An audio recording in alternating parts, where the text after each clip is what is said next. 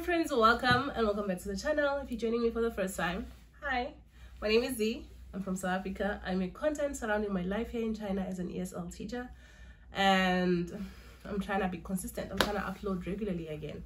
So yeah, if you're a returning subscriber, hey girl, what's up? Thank you for coming back. I know I haven't been consistent, but hey, I'm trying, okay? Okay, so on today's video, I want us to talk about something that was highly requested back in the day when I used to be consistent here on YouTube. People wanted to know what are the differences between the ESL teacher and a homeroom teacher. They wanted to know what are the similarities, the differences when it comes to a daily routine, as well as your job specifications, and just what is expected of you.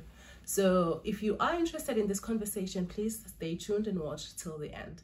So I want to invite you to be part of this conversation down in the comment section below. If you have questions, if you have something to add on to today's conversation, just use the comment section down below. Firstly, let's just define what homeroom teaching is, what ESL teaching is. So homeroom teaching means that when you sign your contract, or well, even before that, when you're interviewing for the position, the school will tell you that, well, we are interviewing for a homeroom teaching position, or we are interviewing for an ESL teaching position. So basically what it means is that if you're a homeroom teacher, it means that you have been given one set of kids, like one class or two sometimes, because schools do this to cut costs. So you'll have one class in the morning and one class in the afternoon. So you'll be given a set of kids that you deal with. It is never more than two, one or two. But one is better, I think, because less workload. You spend your whole day with these kids. You take them through their enrichment classes. You also take them throughout their daily activities. There are other things that you'll be involved in with your kids, but it's not too much work because you only have one set of kids that you're dealing with, or two if you have two classes. On top of this, you may or may not be asked to deal with parents, like to have communication with parents. They may ask you to communicate via communication books, or sometimes parents will actually like text and say, hey, Miss Z, can I come in and speak to you? There's something I want to speak to you about. And then you have to set up a meeting. They come in and you talk about whatever the issue is that they may have. Most times there will be some form of communication between you and the parent. You may or may not be asked to perform the morning duty / the morning greeting for the school, basically. Either you will be doing it together with other foreign teachers on one specific day per week, or you take turns during the week to do your morning greeting. As you go to the gate, as the kids are coming in, you just smile and say, good morning, Eric, how are you today?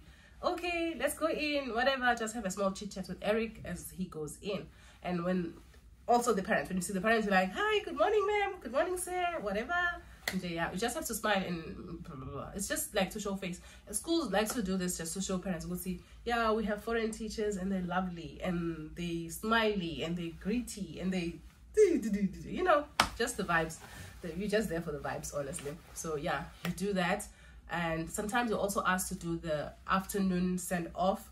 We take our kids downstairs to the class close to the exit, and then me and my co-teacher, when I say we, me and my co-teacher, I will stay in the classroom and she will take the kids out to the parents. Sometimes she'll stay in the classroom and I'll take the kids outside to the parents, but it's very rare.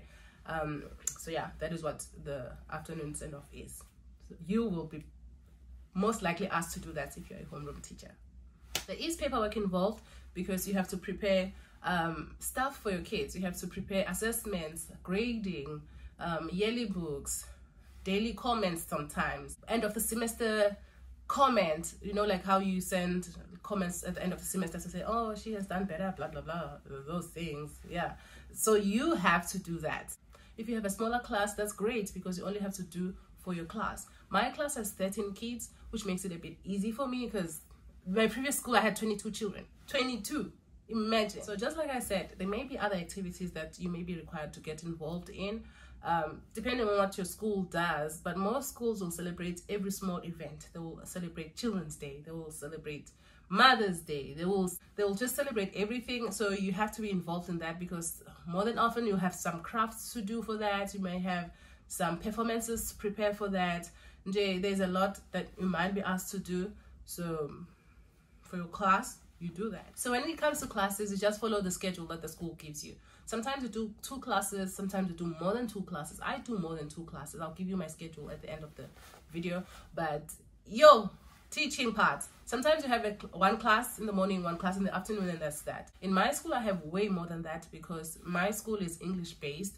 So me and the other foreign teachers, we do most of the teaching. The Chinese teachers only have one class in the after.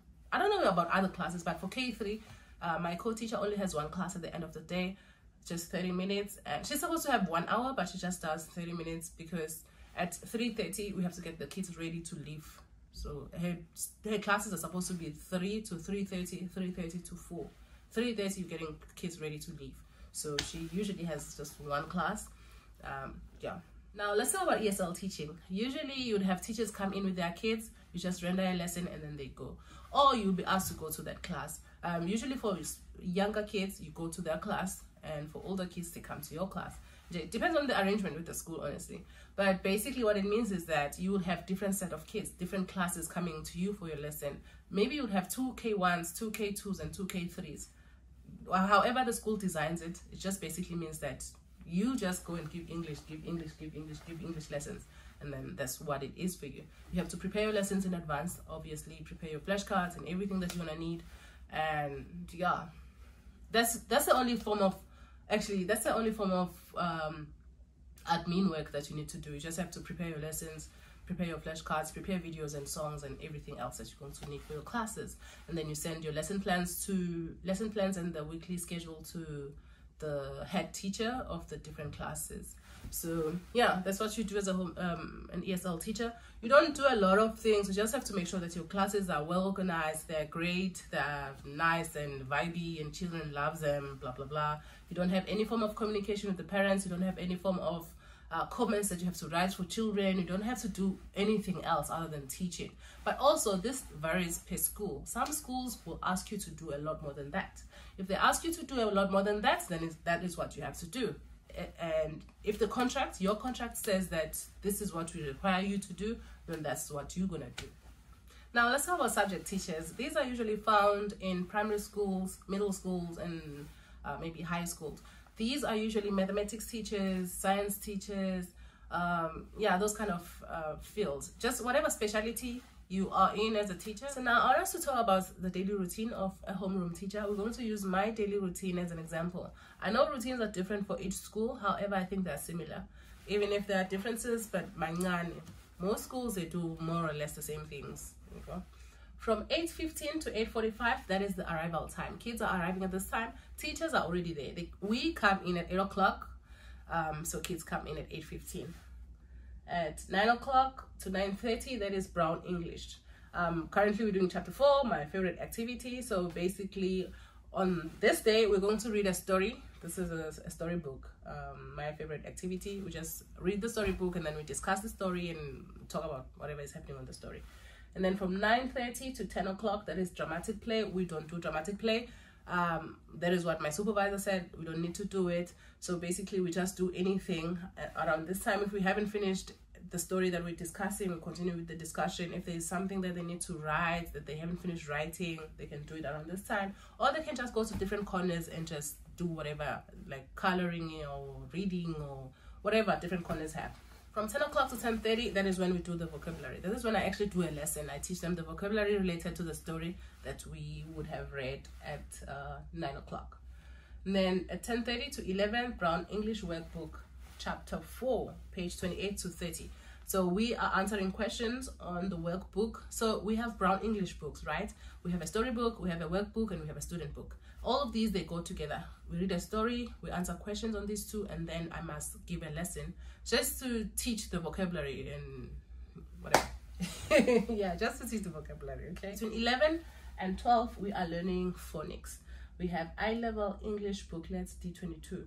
We are learning silent E, long vowels U, sight words, boy, girl, comprehension, cause and effect. So basically here we're learning phonics, and we have an hour for that, which we usually don't finish. So we just have like a lesson. After the lesson, they go and write. So when we finish that, then they go wash their hands, get ready to eat lunch. Lunch starts from maybe 11:45, depending on what time the food is there. So when the food arrives, I tell them to go wash their hands and get ready to eat. Probably between 12:15 to 12:20, my co-teacher comes back from lunch, and then that is when I go for lunch. I'm supposed to take 30 minutes for lunch, but I don't. I take 45 minutes ish. I'm supposed to take 30 minutes, but I'm not able to eat and finish in 30 minutes and walk downstairs and come back. No, I take 45 minutes. So yeah, I come back at 1 o'clock from lunch, and between 12 and 1, okay, between 12 and 1, that's when they're eating lunch. Between 1 and 1:30, this is a Monday schedule I'm reading. Between 1 and 1:30, I have spotlight on literacy. This is literacy, English literacy. We have a workbook for that. We teach, we write, we learn, we talk, we discuss. And then this week, because summer show is coming up and graduation is coming up, so we're doing a lot of practice for that.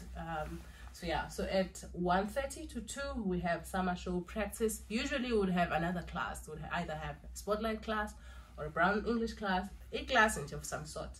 And then they're gonna have a snack again. The snack starts at 14:20 to probably 20 to 3. And then I have to give them some sort of work to do for that 20 minutes before they have their Chinese class. So yeah, I do that too. And then from 3 to 3:30, they have their Chinese class. Other days, they would have PE class, they would have music class, they would have, what is the third class? Usually on Tuesdays are better for me because they have both music class and PE class in the morning. So I don't do a lot of teaching in the morning because of that. But the other days, they'll just have one enrichment class, and then I have to teach the whole morning and one time in the afternoon from 1 to 1:30, and then for that 20 minutes where they just write or whatever. Okay, so basically my school is just English centered. We teach more English than Chinese. Chinese teachers, they just have to be there for support, but they only have one class in a day. We do the most of teaching. So yeah, schools are different. Your school might be different from mine.